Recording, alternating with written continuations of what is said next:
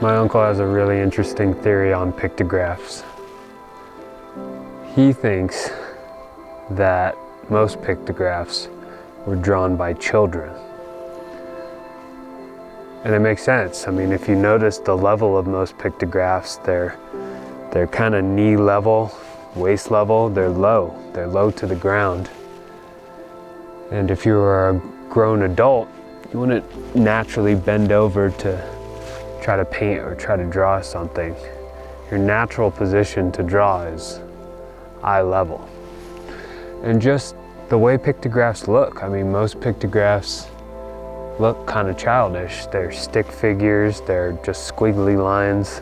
I think we sometimes just chalk it up to people being at a lower artistic, intellectual level. Why do we think that? Most of where you find pictographs is under rocks or in what we would assume is a shelter of some kind. They were drawings in the home. Imagine it was raining or it was snowing and your kids were bored. There's no Netflix back then, you know. What do you have them do? You let them draw on the walls. I don't know. I like the theory, so I'll stick with it.